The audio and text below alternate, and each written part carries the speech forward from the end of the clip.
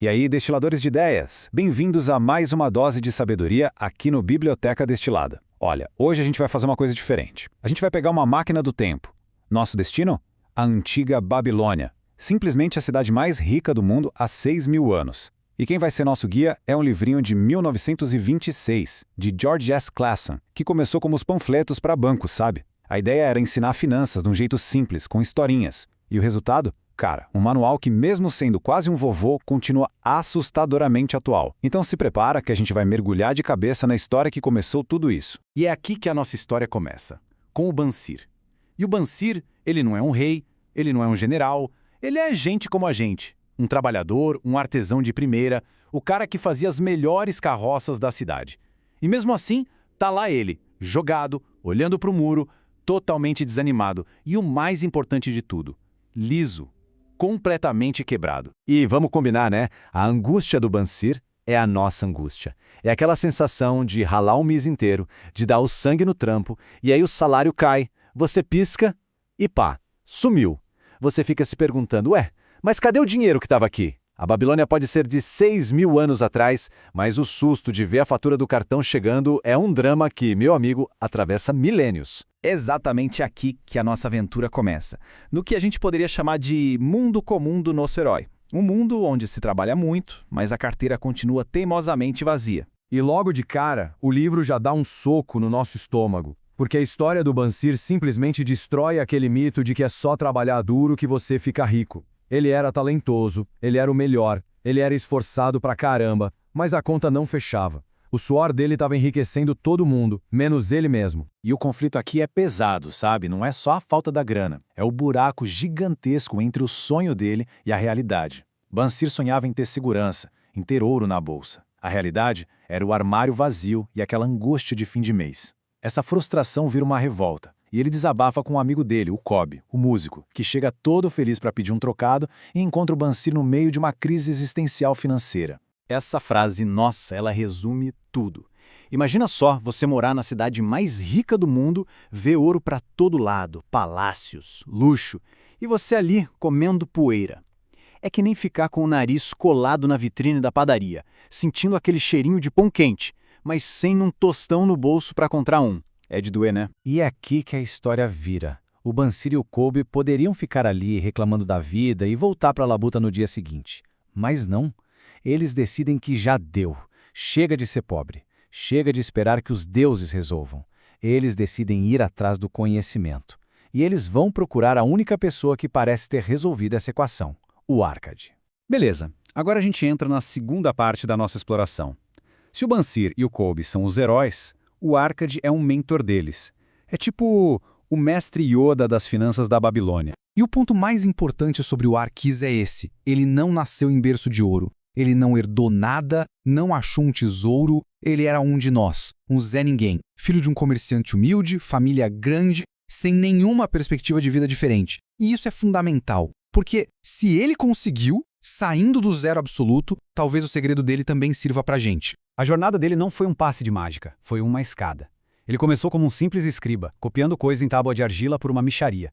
Um dia, um agiota podre de rico, o Algamish, pede um trabalho para ontem. O Arcade, esperto, vê uma chance e faz uma proposta ousada. Eu viro à noite trabalhando que nem um louco, mas em troca você me ensina a ficar rico. O Algamish topa. Ele revela o segredo e o Arcade começa a testar. E o mais legal, ele quebra a cara. Ele perde a primeira grana que juntou. Mas em vez de desistir, ele aprende com o erro e continua, ano após ano, até dominar o jogo. E tá aí o grande segredo que valeu uma noite em claro. Conservar comigo uma parte de tudo que ganhasse. Parece simples, né? Simples até demais, quase bobo. Mas é justamente nessa simplicidade que mora a genialidade e, claro, a maior dificuldade. Foi exatamente essa pergunta que o jovem Arcade fez. E a pergunta que a gente se faz, né? O salário cai na conta, é meu, certo? A resposta do Algamish é um sonoro não. E essa lógica dele é de uma honestidade brutal. O dinheiro entra na sua conta e você vira o quê? Um canal de distribuição. Você paga o dono do imóvel, paga o dono do mercado, o banco, a conta de luz. Você é um ótimo pagador para todo mundo. A única pessoa que não vê a cor do seu dinheiro é você mesmo. A ideia de conservar uma parte é, antes de tudo, inverter isso. É se pagar primeiro. Ok, a gente entendeu o segredo. Mas como é que a gente coloca isso em prática? É aqui que entram as leis que transformam essa ideia em um plano de verdade, para você construir a sua própria riqueza. A primeira lei é a base de tudo. É a materialização do segredo do Algamish. Antes de pagar qualquer boleto, antes de passar o cartão no mercado, uma parte do dinheiro que você ganhou já é sua. Não para gastar depois, para guardar, para construir o seu futuro. É uma virada de chave mental assim radical. E quanto é essa parte? O livro dá um ponto de partida simples e poderoso. 1/10. 10%. Pode parecer pouco, e essa é a mágica. É pequeno o suficiente para não arrebentar seu orçamento, mas é grande o bastante para, com disciplina e tempo, criar um verdadeiro tesouro. A regra é clara, você se vira com os 90%, mas os 10% são sagrados, intocáveis. Certo, você se pagou primeiro, já tem lá um montinho de dinheiro. E agora? Vai deixar ele debaixo do colchão? De jeito nenhum. A segunda lei é clara, esse dinheiro tem que ralar por você. Cada real que você guarda é como um funcionário que você contrata. A sua meta é criar um exército de funcionários que trabalhem dia e noite para gerar mais dinheiro que vai gerar mais dinheiro ainda. É o que a gente chama hoje de juros compostos. Essa frase do Algamish pro Arkady é simplesmente genial. Depois de um ano, o Arkady juntou um dinheirinho e o que ele faz? Torra tudo num banquete, compra uma roupa chique. O Algamish dá uma bronca histórica nele, dizendo que ele está comendo os filhos das economias dele. Ou seja, em vez de pegar os lucros, os filhos, e botar eles para trabalhar também, ele estava matando a próxima geração. A lição é, no começo, todo lucro volta para o jogo para fazer a bola de neve crescer mais rápido. A terceira lei é sobre não ser otário. Não adianta nada você suar para juntar seus 10% e depois entregar seu tesouro na mão do primeiro malandro que aparece com uma promessa de dinheiro fácil. A ideia é muito simples. Quer saber sobre pão? Pergunta para o padeiro. Quer saber sobre joias? Pergunta para o joalheiro. Simples assim. O primeiro erro do Arkady mostra isso da melhor forma possível. Ele pegou toda a economia do primeiro ano e deu para o Asmur, o fabricante de tijolos, que ia viajar para comprar joias raras. O resultado? O cara que entende de barro e não de pedras preciosas foi enganado e comprou um monte de vidro colorido. Arkady perdeu tudo.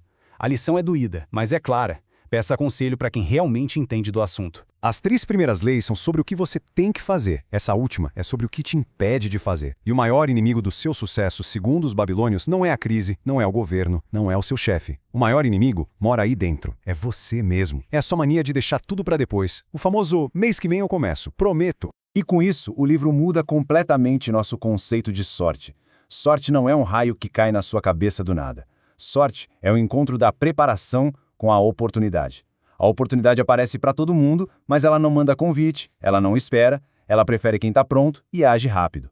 Procrastinar é o esporte preferido de quem quer continuar azarado para sempre. Tá bom.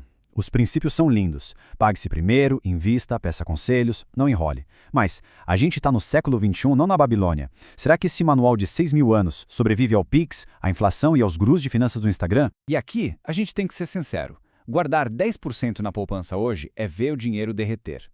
Confiar em homens sábios é um baita desafio quando qualquer um, com o celular, vira especialista. Aumentar a capacidade de ganhar é mais difícil no meio de uma crise. E ter casa própria, para muita gente, virou um sonho distante. Não dá para a gente fingir que esses desafios não existem. Então o segredo não é jogar a sabedoria babilônica no lixo, é adaptar. O princípio de se pagar primeiro continua valendo, mas a estratégia de onde colocar esses 10% precisa ser moderna, buscando investimentos que no mínimo te protejam da inflação. O princípio de buscar conselho é mais importante do que nunca, mas a estratégia é aprender a filtrar o barulho e a desconfiar de promessas fáceis. Os princípios são a fundação, a casa que a gente constrói tem que ser do nosso tempo. Beleza, já falamos de teoria, de princípios, de desafios, agora é hora da ação. Como é que você pode pegar essa sabedoria milenar e aplicar na sua vida hoje, assim que a gente terminar por aqui? Tudo, absolutamente tudo começa aqui, com essa decisão, com esse número. Antes de qualquer outra coisa, você vai separar a sua parte. Não é o que sobra no fim do mês, é o que sai no começo. 10%. E para te provar que isso é possível, eu vou te lançar um desafio, um microexperimento de 30 dias. Passo 1. Abre o app do seu banco agora mesmo e cria um cofrinho, uma caixinha e dá um nome poderoso, tipo Minha Riqueza Babilônica. Passo 2.